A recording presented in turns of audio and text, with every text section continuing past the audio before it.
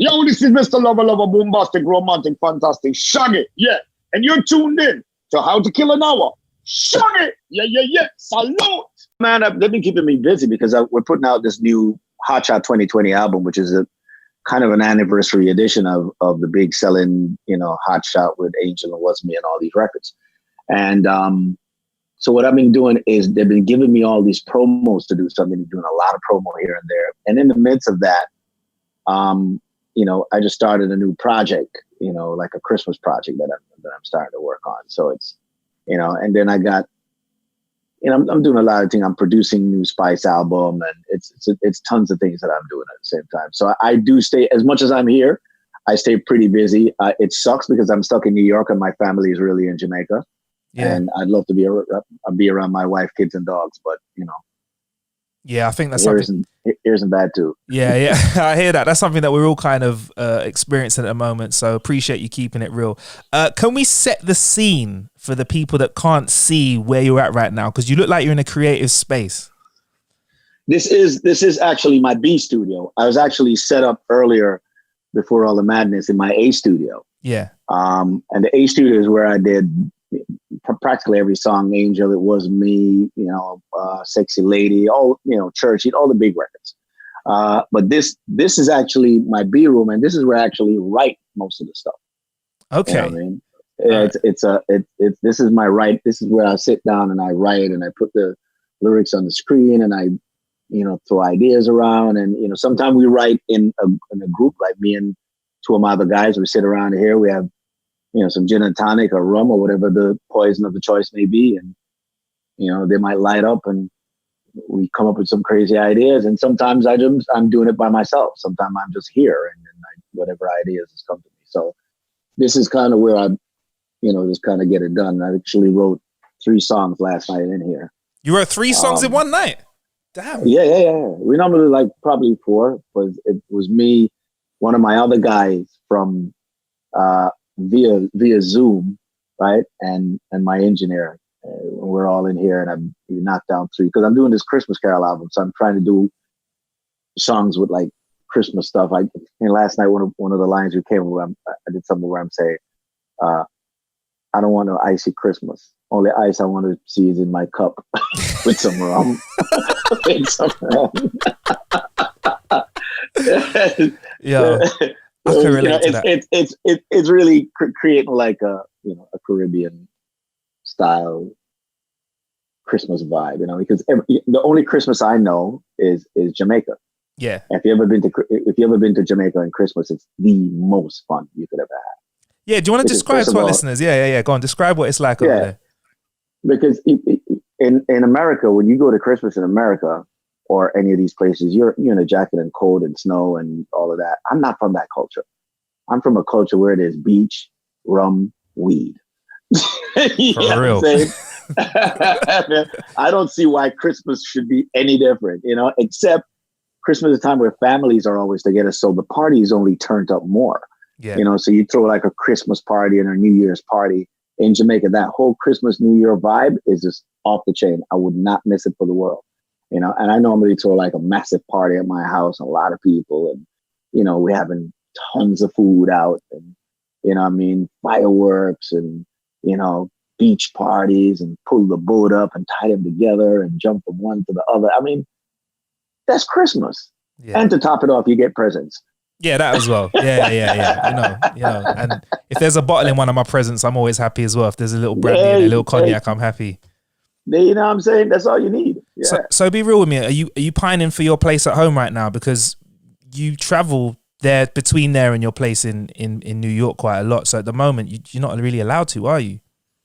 No, I can't. And I've been going back and forth with the ambassador of Jamaica, just trying to see how quickly how they could get me in. Because I want to go in, with. I want to know when I can go in and when it's safe. I think they're doing like government quarantine, and I don't want to do that. I don't want to be in some hotel for 14 days. I hear that. So I'm waiting until it gets to a point where you can do home quarantine, and then I'll go. Yeah. Other than that, because partially because I need to be doing things like these, and if I'm quarantined in some hotel, it's, how am I gonna, it's gonna be really tough to get all my camera equipment and my wardrobe and stuff like that to do these Zoom interviews and all of that. Man said wardrobe for his Zoom interviews. Hey man, you know what I mean? We gotta make it look good. You saw me a little while when I was setting up. I was looking a different way. Now I'm flying. Come on, son. You did. You turned it up. You turned it up. I mean, I can do that for half price now because I don't have to wear any pants or any trousers, so I'm all good. Shaggy's fully dressed. He's got pajamas on. Well, son. Standard. No. On, son. Hey, you gotta work the angles, man. Yeah, I hear that. You gotta do whatever you gotta do. Homie. You know what I mean? Who needs a full outfit? Standard. I rate that. So what's it like in New York at the moment? What's the situation there right now? Obviously New York is ground zero, and you know, I'm the worst person to ask because I only know what's on the news because I've only been out of my house 3 times in 8 weeks.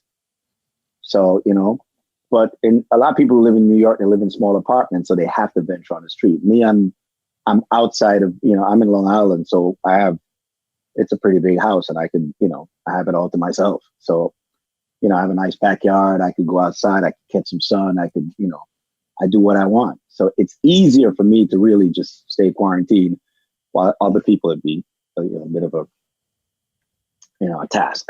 Yeah, if I can be real with you, it looks like New York, the way a city is designed, it looks like it's not easy to adhere to stricter quarantine because the city isn't built like that, right?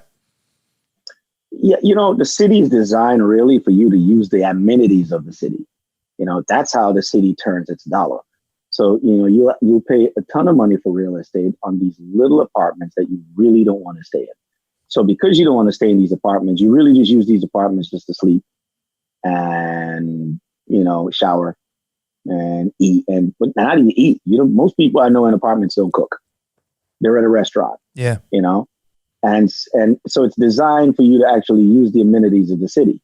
So now in a pandemic like this, for you to sit in this, you know, a little 2,000 square foot spot, it's not going to work for you. You know what I'm saying? Yeah.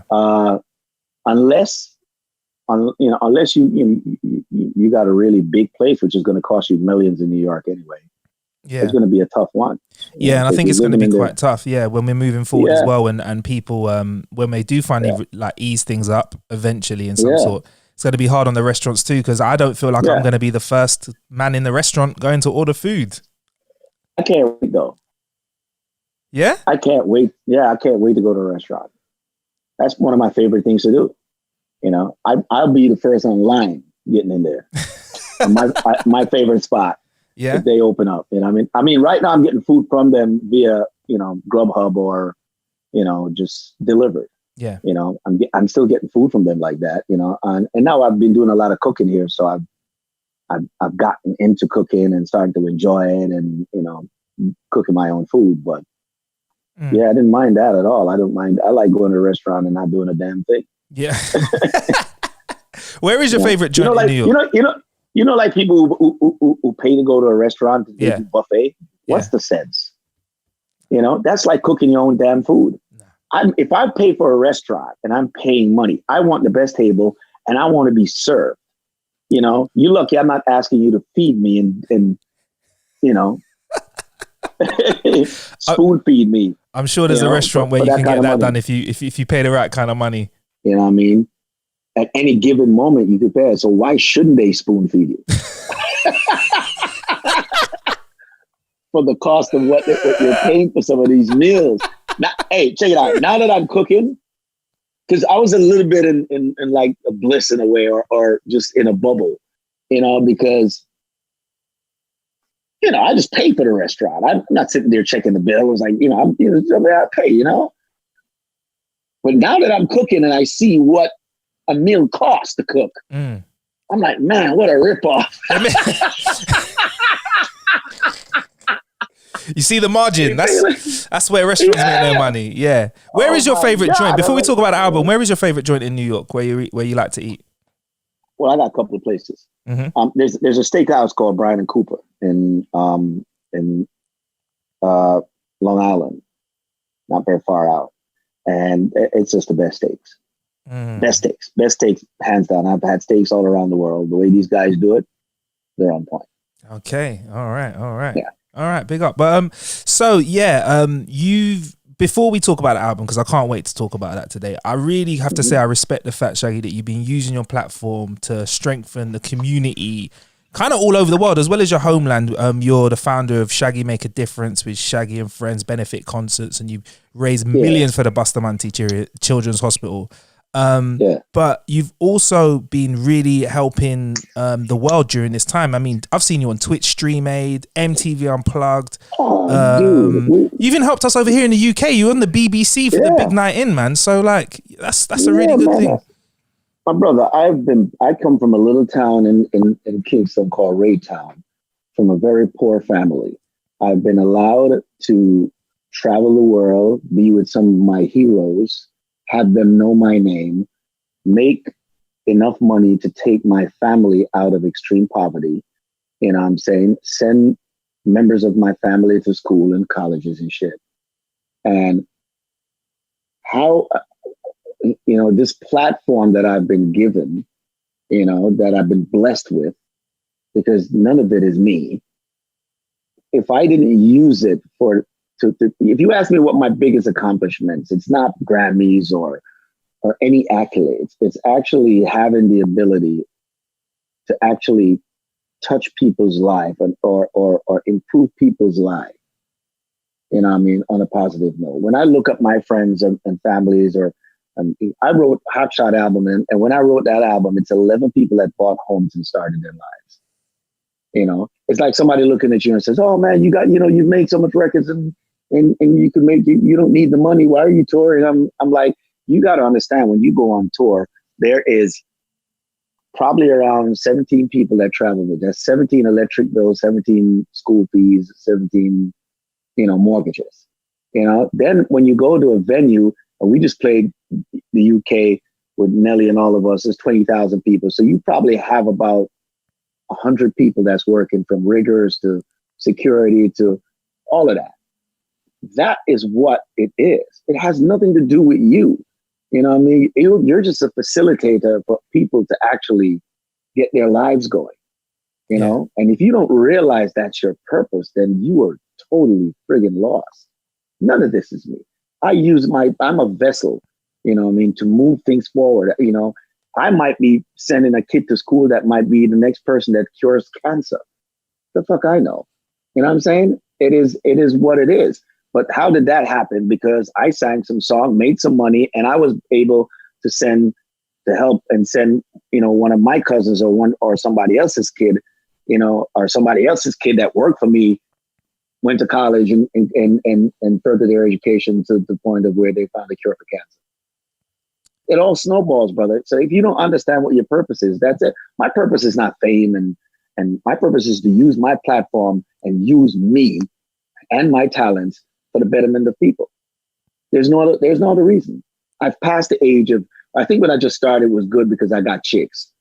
You know what I mean? I went to the club, I drank for free, I left with the hottest chicks, and it was chicks, fast cars and parties. I'm 51 years old, bro. You know what I'm saying? And I'm still doing really amazing things, making great music. And I was like, wow, really?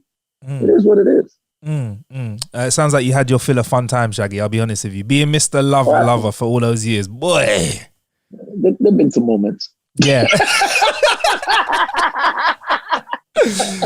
That sounded very specific. Rolling into clubs, not paying for anything, rolling in with a nice car and taking the nicest girl in the venue. You must have had some green eyes on you back in the day when you were doing those kind of moves.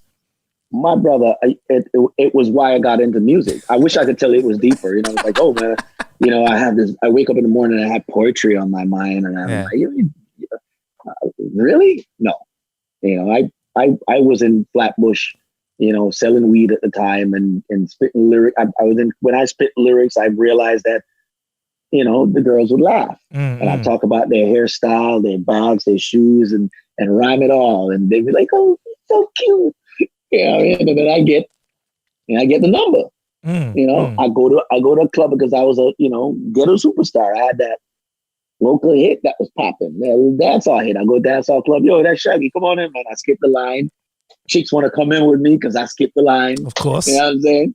I go in, they got the table. I got the table right by the DJ. You know, I see him. I'm like, yo, run my tune. Yeah. Yo, big up Shaggy at the place. Yo, I mean, yeah. You know what I'm saying? The chicks like the camera guy come over. Yo, can I take a picture of the chicks? He poses up. You know what I mean? Yeah. Then the promoters, they send a couple of bottles over. You know what I'm saying? Yo, you know what I mean? You know, if you drink my bottles, I'm getting models. Stop it.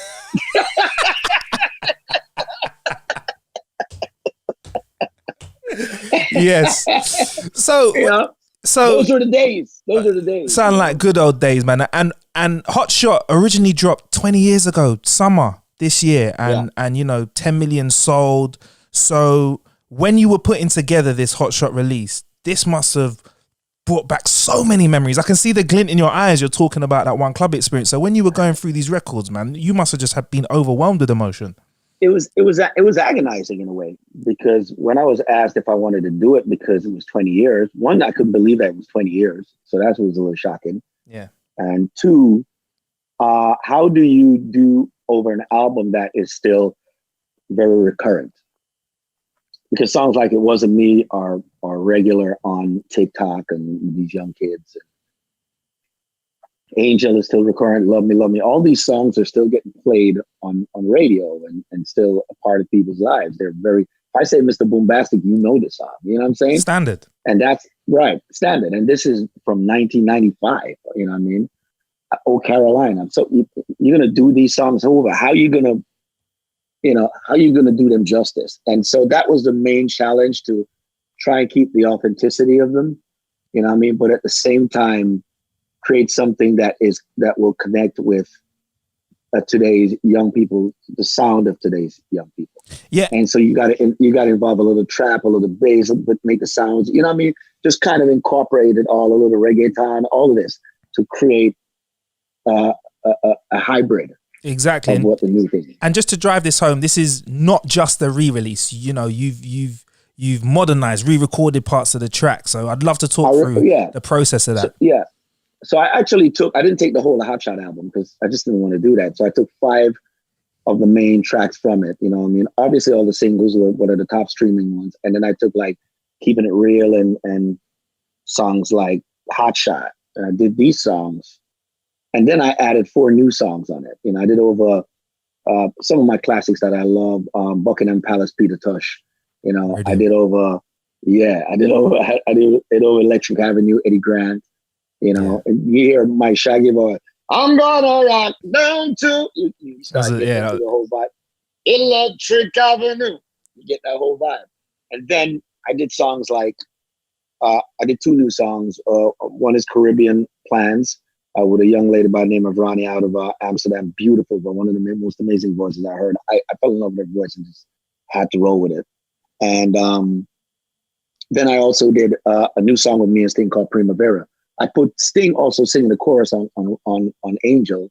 I put Angel, Ray Vaughan, who sang the original Angel on It Wasn't Me, you know? And then I just threw some other songs in there like Mr. Boombastic, Old Carolina, Strength of a Woman, Hey Sexy Lady. These songs are songs that are part of the Caribbean culture and, you know, part of the whole movement. Because remember that this album was the album that really brought dancehall to the mainstream in 2000. That's the song. It Wasn't Me was the song that broke open and brought the numbers to the game, where mainstream radio was starting to actually take dancehall and reggae as a force to be reckoned with. Yeah, and you were definitely one of the people that was responsible for shining a light. Not because I always feel like with dancehall, and I'd love to talk with you about this in the future. Dancehall and reggae has always been at the root of what people enjoy when we go out and entertain ourselves in the clubs, right? But I feel like sometimes it is neglected in a way, and you've helped to kind of open a door. And when I say sometimes, all the time, with the door, you've opened a door with some of your crossover tunes, shall we call them those, and brought people in. So that's always been something that I've really liked that you've done, Shaggy. Yeah, and it's still a struggle. You know, 100%. You just mentioned it. A lot of what's going on. If you look at dancehall and reggae, dancehall has spawned such genres as reggaeton. Mm-hmm. You know, in the early days, El General and I went to Erasmus High School. You know, and he was on one bench and I was on the other bench spitting lyrics. He does it in Spanish, I do it in English. You got to remember when he started, he did songs like the beat, the reggaeton beat is called dembow, which comes from Shabarak's dembow. You know what I'm saying? So they used to do over dancehall records in Spanish. That was the start of what is now reggaeton. You know what I mean? Afrobeat, when you see what's going on Afrobeat in the early years, when you went to Africa, predominantly dancehall was their culture. I played stadiums after stadiums over there, you know what I'm saying, in Africa, because dancehall was the main cultural music that they played. You look at hip hop with Kool Herc, which is founded through dancehall and reggae. You know what I mean? So when you look at all of that, it's such a cultural statement that is made through dancehall and reggae music. You look at Ed Sheeran, you look at people like Justin Bieber, Rihanna. All these people are making records and they're doing 90s music and dancehall music. The influence is so strong, but a lot of people try to rename it and not give the credit where it's on. And that's where I have a problem with. You know, I love that they use the culture and use the movement. Call it what it is. You know, it's a dancehall feel, it's a reggae feel. You know, you don't want to sit there and rebrand it. Yeah. You know, as if it's and not say where it's from. That's my issue, because I've worked really hard over the years to try and bring this culture to a mainstream. Now that we're here, and dancehall is now the sound of popular music. Yeah, it still is, and it has been for a very long time. It's very.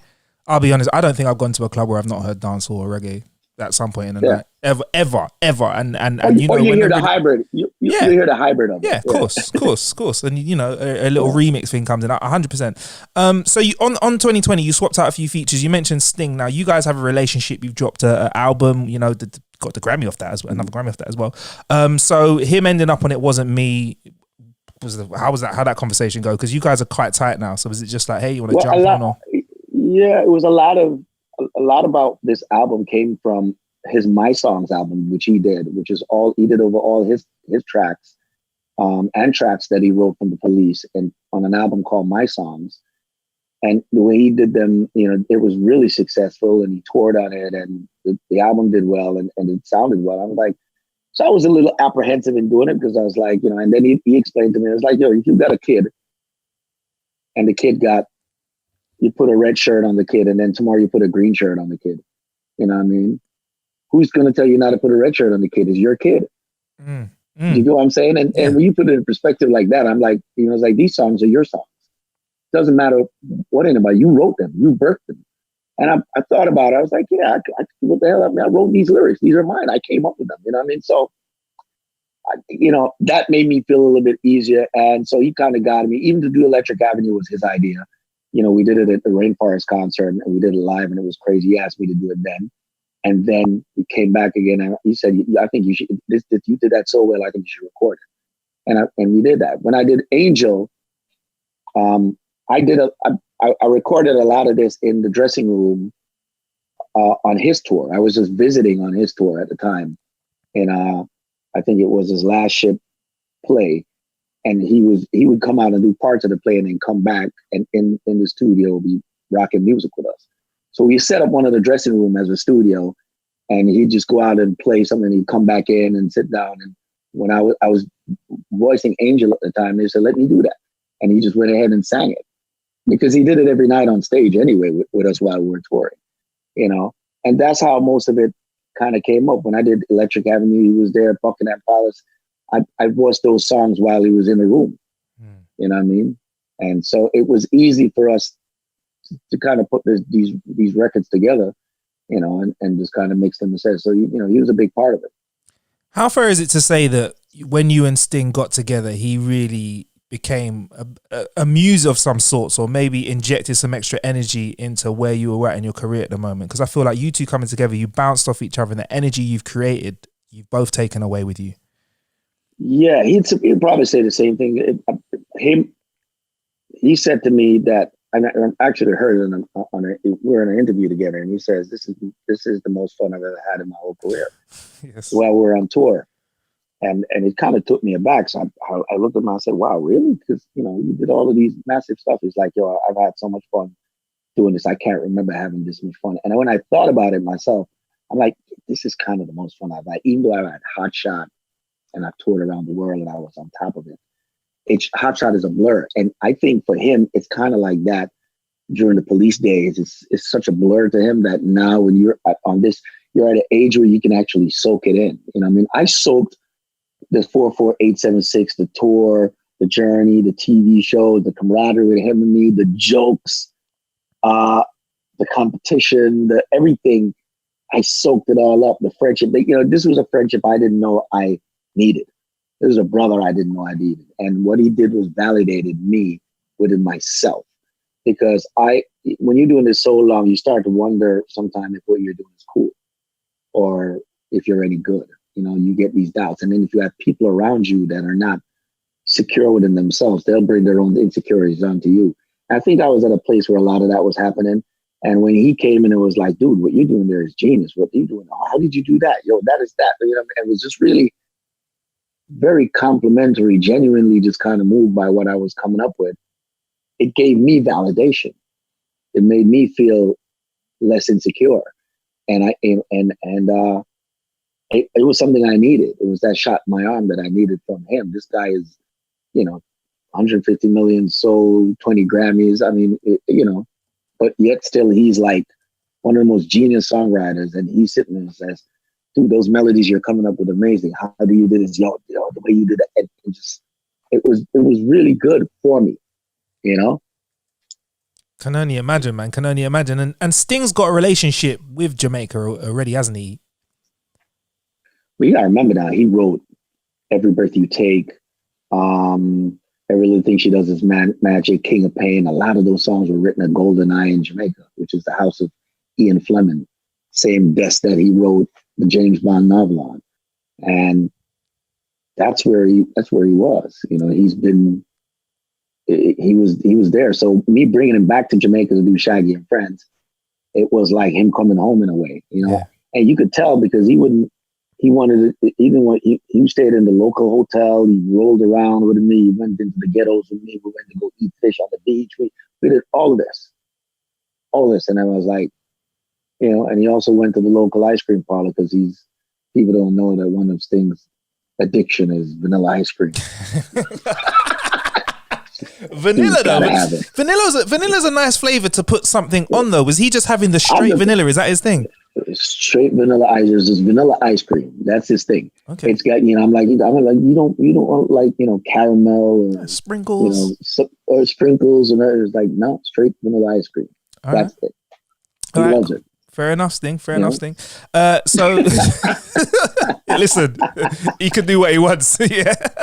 That's so thing. You know, you're both successful in your own right. I mean, just you as a dancehall reggae artist. I mean, you're the only diamond selling in music history. You've had success with conventional record sales, but now also on the streaming side of things as well. You're like one of the top 3 stream reggae artists on Spotify. What's the secret sauce, Shaggy, man? What's in that? I don't think it's the fact that we're the top. The 3 top streamers, myself, Sean, and I think Bob Marley. Yeah, and that's great company to be in. Don't get me wrong, 100%. But I don't think that we're doing such great. I think the rest of the genre is doing so badly that we look great, you know. And I think that's a problem. If you look at all of the genres around, dancehall is the lowest streaming genre there is, and so that's a problem for us. And we got to find a way to get back into the game and get a seat at the table. You know, and, you know, that is my mission at that point. I've had conversations with people like Sean Paul on a regular basis. And he's in that same vibe with me where it was like, okay, it's a little scary. You know, we are what every music is influenced by, but yet still our genre is the lowest streaming. And that bothers us. You know what I mean? So we just got to find a way around it. You know, big up the coffee. You know, gave us a shot in the arm the other day. You know what I mean? And but you know, she can't do it by herself. We need a movement. We got to get her things together. Yeah, how can we do this? That was going to ask you next. Is how can we fix this? You know. Well, in me analyzing it, when I look at the numbers of songs that are streaming, 90s dancehall is what's streaming more. If you look at what Ed Sheeran and Rihanna and Justin Bieber and all these people are sampling, they're sampling 90s dancehall. You know what I mean? So I think with this new style of music, they've taken the dance out of the dancehall, you know, and it's just a generational thing, because if you look at nightclubs these days, don't have dance floors anymore. It's really tables and bowls. You know, So they're singing like they're doing like these real sing along. It's really a sing along type of a thing that's coming. And what is happening to do sing along dancehall, you know what I mean? If you listen to most of sing along dancehall, they're in raw patois. So the mainstream is not going to be singing along to raw patois. So it makes the song have a ceiling. You know, what used to make me and Sean get away with a lot of stuff was that we had the music, the beat, the dancehall beat kept them dancing, and we sounded good. So it didn't matter what we say. You're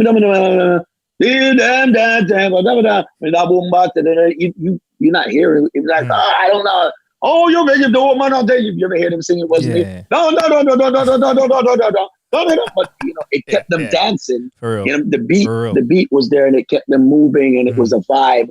You know, what I mean, I think now that you've taken the dance, because a lot of the music that they're doing now it's not as danceable. Yeah. You know, there's a groove there and all of that, but it's a lot of lyrical singing, and it's in raw patois. You know, and I think that might be an issue, because you got to kind of. I did it really smart. I would do like some patois words here. I'd do the dancehall melody, but I put some dancehall and some of the reggae, you know, some of the dancehall words in it. But then I make my hook have as much English to grab your ass right there. Be like, oh yeah, it's mine. Yeah. Oh, honey came in that. So it's a mixture. Yeah. You know, you could do a honey came in there. It wasn't me. You getting all that shit. But then I put that. Right? Oh, you think you do woman answer to your villa? That was raw. I know when I was making that record that nobody was going to understand it. They just say, whoa, that sounds good. And then by the time you do that for like 8 bars, they go back into, but you call me on the counter? It wasn't me. I mean, so that was English. So you got to figure a way how to do it. A lot of these guys are just making records that just straight, because that's the environment they're in. Yeah, I mean, you got away with saying some naughty things as well, though. You know, when you really break down the lyrical content, Shaggy, you got away with some spicy things. Even in Hot Shot, man's talking about discombobulating girls' parts. I'm like, whoa, okay. Discombobulating parts.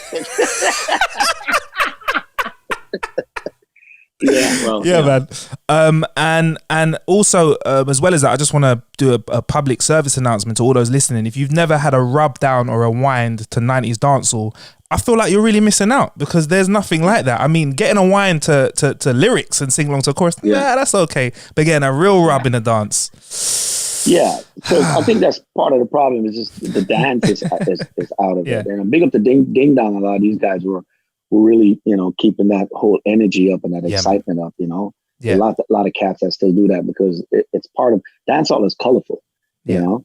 But you're seeing it, and a lot of the lyrics that these guys are talking are real hot. I mean, they're spitting some joints. You know, there's a guy called TJ out of Jamaica making some dope joints. But the problem, you know, if the mainstream can't understand it, then, you know, for me as Jamaican, I know he's spitting some fire. For average kid on the global scheme who don't know the culture like that, and not getting into it like this, it's gonna and you know, it's gonna be a hard one. Even a lot of Vibes Cartel who's had more success at that than the average person there, you know. But I mean, again, if you go back and look at numbers, like you said, it's still different. You know, the numbers still is not enough to really carry the whole genre. I mean, is it just a case of, is it something that the artists can do to improve this, or is it something that we as an industry need to do? I know that there's no clear solution, but I just feel like exactly. I don't know the answer that. You know what I mean? Everything got to come from a vibe. You know what I mean? I was excited when I saw Coffee, because it was something different and just like, you know what I mean? So that was exciting. You know what I mean? And you know, we just need more support. We need, and Jamaica's no shortage of, you're gonna find somebody pop up out of there and they're like, oh dude, you see the numbers this guy's moving? You know, because it always does. You know, it happened with Buju, it happened with me, it happened with Sean. You know, it's like we're gonna find it. It's gonna happen, because it's just history. That's just a track record about dancehall is. Yeah, you know, and dancehall time, it's coming back. It's gonna come back. Yeah, and Hot Shot 2020, I feel like you are going to help to feed into a positive resolution for that, because you don't start the album soft. You go right in with Hot Shot. And I'm going to say new remix, one, but the new one. The new one kick, right? That's what I'm saying. Like, I was pleasantly surprised, because I put it on my system and it kicked in. I was like, yo, okay. Dude, let me tell you something. When I was doing the album first, I was like, okay, I'm agonizing about how am I going to really Yeah. make this record better than what it was. And once we started, I'm like, man, we have so much more technology at our fingertips, and EQ wise, and just sounds that we could beef up and make things so. And when it was done, and Rob Orton, or Super Mixer, 4-time Grammy winner, part of her team, he literally, the mix that he put on these records, when I got him back, it was just sonically kicking me. I'm like, oh my God, listen to this. It was, and Hot Shot was one of them too. When they filmed, I was like, woo! I'm like, yo, this is like right now. The funniest thing is that I was playing the record here, and a young DJ was here at the studio. Yeah. And he popped his head and was like, yo, that release yet? What's that? And I'm like, it's Hot Shot. What's that? Because he's so young. He wasn't, the guy's like, I don't know, like 17 or something like that. Young DJ. Yeah. He wasn't around when Hot Shot, and it wasn't a single, it was an album track. So he didn't know the record. I'm like, it's on Hot Shot, the original. That song is called Hot Shot. He's like, oh, yo, that could be right now, dude. That could be right now. And I'm like, yo, it was that solid. You know what I mean? Yeah. And a lot of them came out like that, was just like kicking. I was like, bombastic. Ooh, that's another one. That the kicking is like, woo. I feel like if you're an existing Shaggy fan, you will enjoy these versions of the tracks. I was surprised. Yeah. I'm like, I was surprised. It's crazy when you're doing it and surprising yourself. Yeah. I was surprised at how it came out. But I have an amazing team. So even what I did, whatever the vision I had, they just enhance it. Shane Husang, Dave Ade, Martin Kirzenbaum, people like Rob Orton. These guys, they brought the sauce to it. Yeah. I was like, woo! And that's what producers' jobs are, is to basically facilitate the artist's vision. And these guys did it incredibly well. And when it was all done, I was like, wow, this really sounds good. Yeah, it really does. Yeah. Sonically, even Electric Avenue was just like, oh wow, yeah. I'm happy with that. I'm happy about it. Yeah. I mean, with regards to technology and recording in studios, over time, how's that changed for you, the experience? I mean, as we speak now, I'm looking at you and you're in Studio B in your apartment. You've got 2 studio setups, but how is that changed with regards to how you were first recording your first tracks to now? I've had this house since 1996. So you're looking at, this is an overkill. Like, we have a proper, like the A studio is like a proper soundproof, proper studio, what I mean, with vocal booths and blah, blah, blah. This is an overkill. Nowadays, you just need a room, an interface, computer, great mic, and you have technology world. Even if you're doing live music, you could actually cheat live music. Really? Because there's sound banks of live sounds that you could just pick and create drum patterns, and it sounds like somebody is there playing it live. There's even programs to actually make it. When you play it live, things might not be steady, but that adds to the feel. There's programs that make you do that. I mean, where it doesn't. If you're a good producer, know what you're listening for. Yeah. I mean, it's at your fingertips. Everything is software. It's no hardware anymore. You know what I mean? Yeah. And it's like, I know people who are sitting there buying SSL boards, and they're buying tape machines and buying all of these stuff. And you might sit down and make this beautiful, warm, analog mix. Then what are you going to do? You're going to put it on DSPs, and it's going to go right back to digital. I'm not wasting my money on that. I'm doing everything in the box, and I'm mastering the box. Yeah. You know what I mean? So whatever digital box, whatever I'm mixing on or doing stuff, my ears is going to adjust, and I'm going to master it. I'm going to master the sonics of it, so that I'm getting the best of what this computer could offer me, or these computer sounds could offer me. I'm gonna find a way to make it warm like the original, like how it was, but still it has that edge. So I'm always creating hybrids. There's no music that I've done that is pure. Yeah. I don't even think music is pure.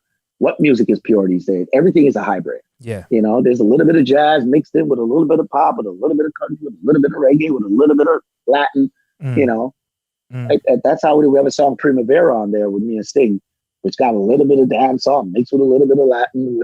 You know, it's a little salsa. I mean, that's how we do it. Yeah. And I mean, we create hybrids, and that's what makes the culture move. Exactly. Taking the tools and resources that you have to make what you want to make. And I can see, I mean, can you talk us through some of this kit? I'm looking at some of the kit that you got in the B studio now. I can see an interface, see some headphones in the background. What are we working with right now? Yeah. What have we got here? Talk us through it. I mean, it's literally, because this is the B room. We only literally just do like,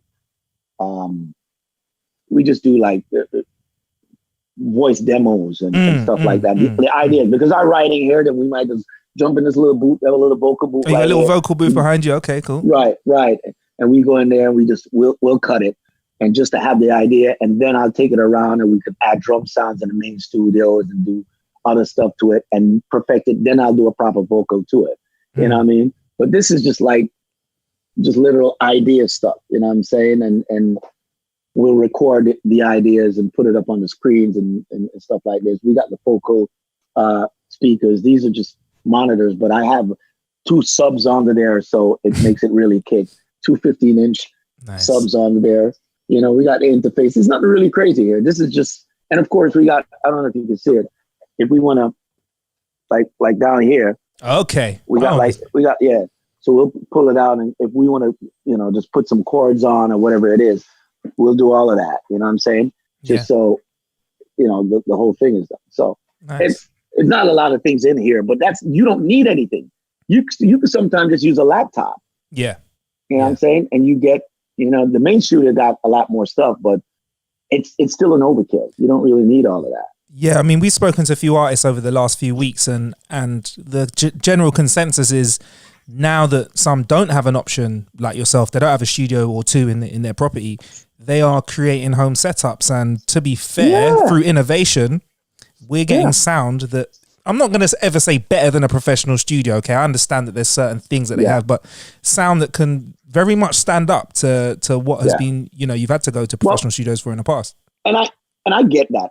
For me personally, I will create stuff like a lot of this album was created backstage with a laptop and an interface. You know, I voiced Electric Avenue. A lot of these records I voiced. Angel, I voiced those records in the dressing room at Sting's show. You know what I mean? So I get that. But then when I took it back, you know, that we perfected things, you know what I mean? I might cut over a little bit of vocal, I edit I might have said something better, did a line better or part of the vocal better, with a bit different the tone of my voice and the vibe of it when I was at the rehearsal room or the dressing room. And then I patch it up with what I might do here. And it's, you know, I mean, so you put it, but so whatever the last outcome, it will be professional. I'm not putting just the computer stuff out there. I'm going to run it through all my processors here, and I'm going to do the work on it to make sure it is fly. I'm going to send it to Rob Orton, who is another level of genius. You know what I mean? And he's going to do his sound tweaking in his mind, you know, and he's amazing. I've sent record to Rob Orton, and he sent it back to me, and it was like, yeah, you know, I don't think that bridge there works, or I don't think that works. And I'll listen to it because, you know, I trust his ear. It's trusting your team. 100%. You know what I'm saying? You know, Martin Kirstenbaum, who is my manager, but is also a great musician. This guy plays every instrument, you know, produces from Tattoo all the way down to Lady Gaga's album. And so these are guys that know music. So I'm surrounded with really professional people. You know what I mean? And there's always thing I could call on, you know what I mean? To be like, well, Shaggy, I think that bass line could move.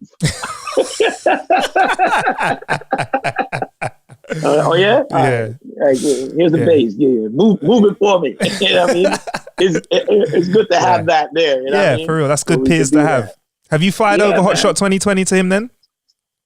Oh, he knows everything. He heard. He's heard everything. Yeah. He was there in the making of it. You know what I mean? And did his point and gave his pointers. And he's very involved in it. And as I try to be as involved in everything that they do, because he'll hit me up and I'm like, oh, I got this song or this idea or whatever it is. So it's great.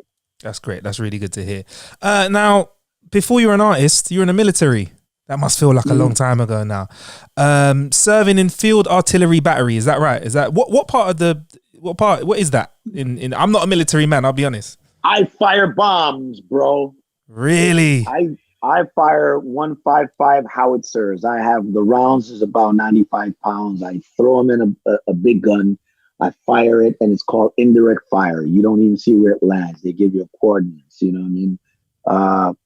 Deflection. You know what I mean? Quadrant deflection. Boom. Get a grid square, and I blow up a grid square. I'll be honest, you used a lot of military words right there. I didn't understand the way you said grid square. I understand big quadrant deflection. Quadrant deflection. I don't know whether I'm watching Star Trek or listening to the Army right now. Yeah, but yeah, I fired howitzers. What are howitzers? Big guns. Oh, they're howitzers big guns. They're huge. Big. Some of them are on wheels. Some of them have, are howitzers. Like they're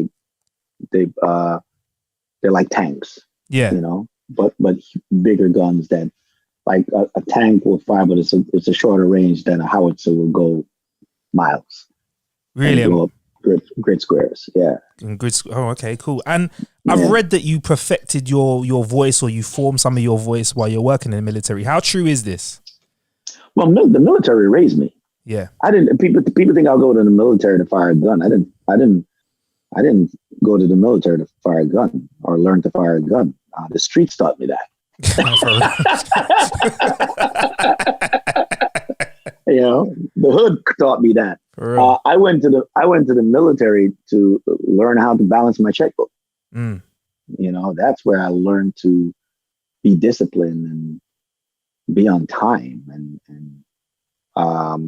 be have a drive and stay fit and keep your body in shape. And, all of that I've taken into my life today. I'm a neat freak to this day. The minute I'm cooking a lot now, so I'm eating, the minute I start to feel a little uncomfortable because my shirt might be getting a little tight. Then I stop eating and go back into training. And I'll do that at a heartbeat. Yeah. If I got something, if they look at me and says, okay, Shaggy, you're going to go out on tour in next month. I'm right in the gym, getting ready for it the next month. It's like a boxer for a fight. You train for it. You know what I mean? So with my voice, I used to run and sing cadences in the military. I was like, I don't know, but I've been told my CO wears pantyhose, and I make these things up and sing funny cadences for for my squad, and then they love it, you know what I mean? Because then I was just kind of mocking the drill instructors. The drill instructors are talking, hey boy, you need to come over here, boy. Don't bomb me, boy.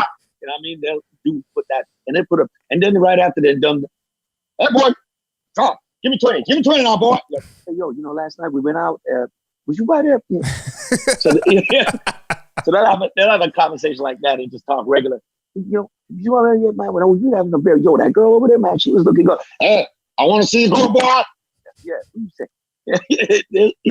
They'll do things like that, and you be like, that voice is a total put on, So when I was running and singing cadences, I'd do the same thing. Just like, I don't know, but I've been told. Hey, y'all ready, everybody? Let's go. Put him up, let him up. I see a red party. I was making a mockery of them. Yeah. The platoon was loving it because, obviously we want to make mockeries of our captors. Of course. That's what the drill instructors are. They're captains. They're like prison guards. You know what I'm saying?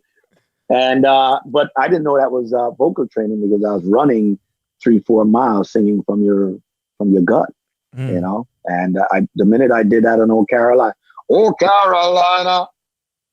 like, oh my God, that's such a great sound at the hit. Here's $1 million. Okay. Let's do it again. The voice stays. It's the lava. Yeah. Ooh, wow, that's great. Number one. Here's another $1 million. I'm like, I can get used to this. By the way, we could throw in a first class seat and suites.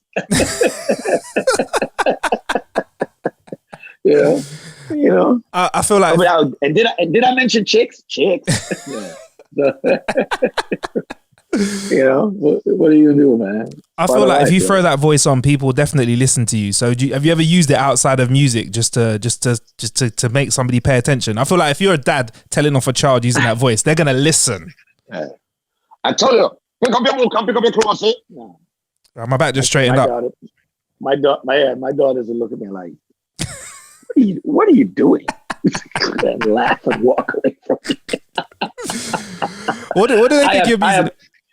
I have so no authorities with my daughters. Like there's no, if you think that you're a touring dad doing music and you're a superstar and you think that you could trump mom, think again. There's nothing I say. It's like, yo, you need to go. Did you ask mom? I'm telling you to.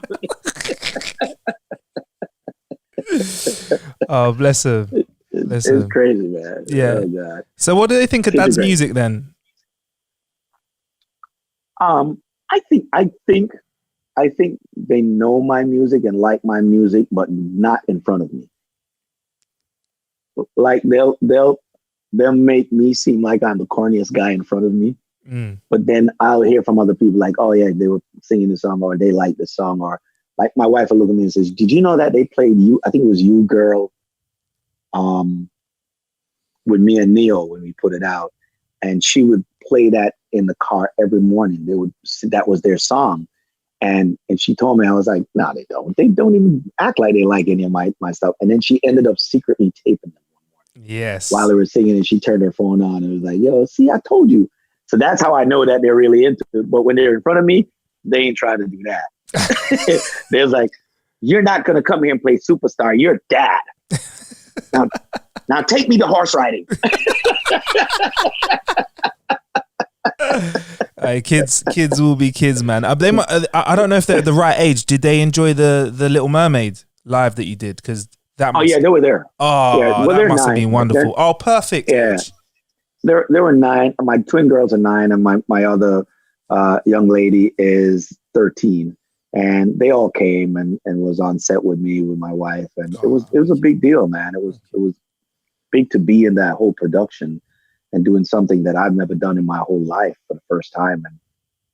And if you're gonna jump off and take a leap with Disney. These guys know how to do it. You know what I mean? Take a leap with Disney. If you're gonna do it with them. They know what they're doing. I thought you were gonna say they know how to write a check, because apparently they know how to do that as well. Yeah, they don't have any shortage of money. You just have to make the right deal. Yeah, but, exactly. For me, it wasn't a money thing. It was, of course, and the opportunity to really push my talents to a limit that I never thought I could, and get into.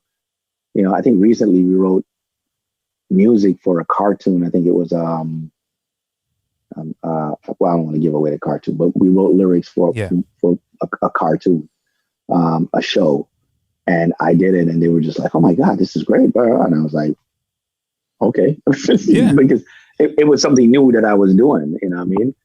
And big up to Martin, who always pushes me to do things that I'm not comfortable doing. And I've never had if I have ever had a manager that's put me in the most uncomfortable situations and try to make me be comfortable outside of my comfort zone, Martin is that guy. Big up mine. I always be like, I hate doing that. And then he was like, yeah, well, that wasn't too bad. But I mean, if I'm honest, I could hear you doing more Disney stuff. I mean, because I've Disney Plus has just dropped. I've been watching a few of the old Disney things and and I can see you doing more with Disney. It makes sense. I mean, your voice is iconic. I'm at a place where I'm ready to take that leap at it too. You know, I don't mind going there with it. You know, and as long as because I have a great support team, and I have people around me who's going to help me through my insecurities, you know, when tackling any of these. So it's good to have that kind of team to make you do that. Yeah. You know? Yeah, I definitely look forward to that, man. More Disney stuff. Shaggy and Friends now, obviously you can't get out there and get on the road now. So what's going to be the plan with that? Because I know you're very active in trying to support and help. I don't know if I'm going to do the concerts again, to be honest with you, because it takes a really lot to make these concert works. You know, we're talking 20,000 people at a time. Yeah. In Jamaica, artists, logistics, flights, hotels, oh my God, it's such a production, you know. But they're also, I'm not ruling it out either. But for now, we don't have any immediate plans for that, you know. But we might do smaller stuff with less volume of people, but a higher price. You know, obviously now is not the time to do it because everybody's broke. Yeah. But you know, there's other ways that we could support the charity, and we have been doing that, and we will do that.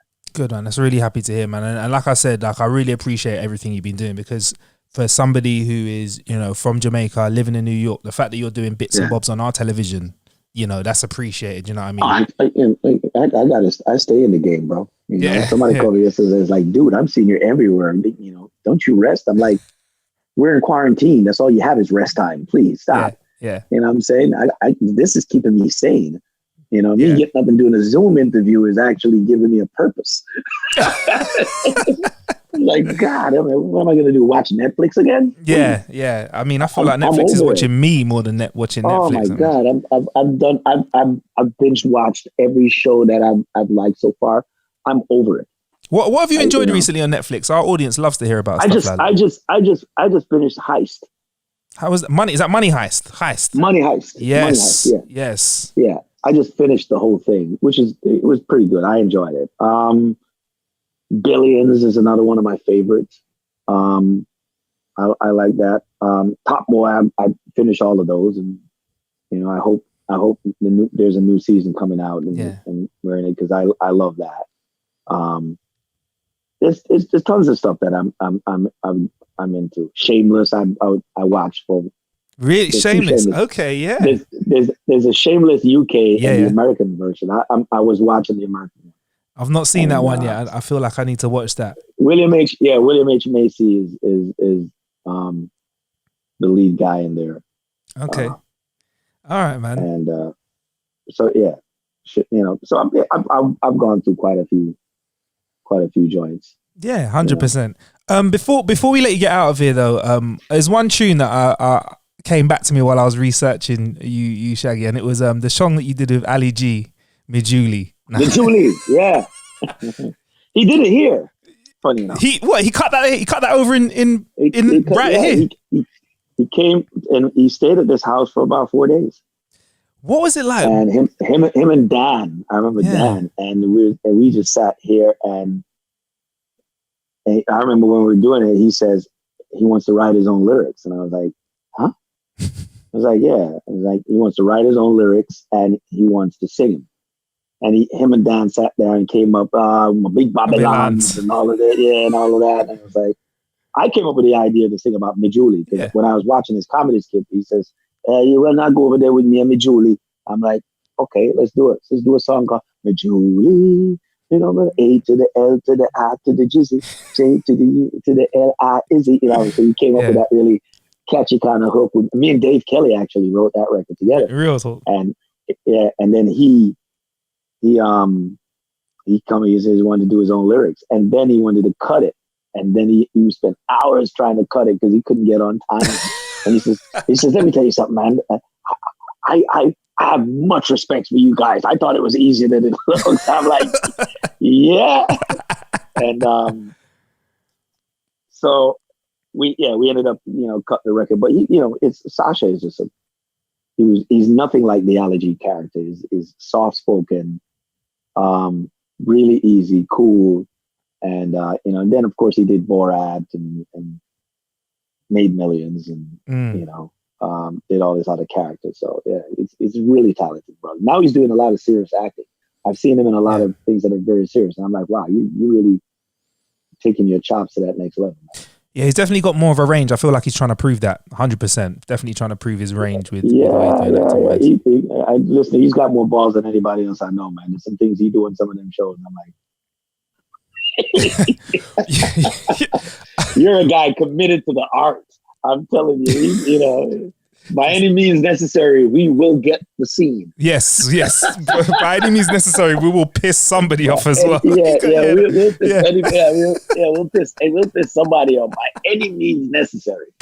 Just to get that reaction on. And he's like, did you get that? Did you get that? You got that, right? Because we can't do that over. The guy's pissed off and he's gone for a gun. So we cannot do that again. Yeah. Oh man, the recent series in America that he did, I don't know how he didn't get shot doing that. He got away with some crazy stuff there. But like he says, whatever it takes. Amazing guy.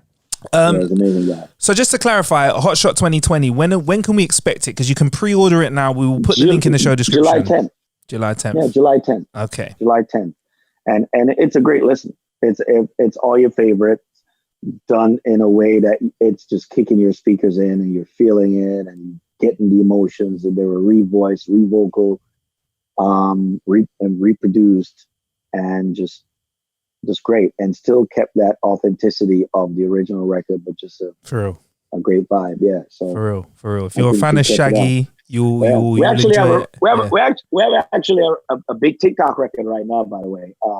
Banana Conquer featuring myself. Yeah. It's like the hottest trending record right now on TikTok. You should go check that out. Yeah, I will do. Like, how does it feel in this world knowing that things like TikTok can blow up rhythms here and there? Because, like, for example, it wasn't me that is still making a resurgence on TikTok as well. Yeah. Oh yeah. But TikTok has kept the Wasn't Me alive. So absolutely, 110%. And then there's this new TikTok phenomenon is amazing. So I'm glad to be having my brand be associated with these young people in TikTok, you know what I mean? Because we're talking almost 30 years here. Yeah. Where people are still playing you on TikTok and still doing Shaggy records and whatnot. And, it's cool. Yeah. But listen, I don't understand a lot of it.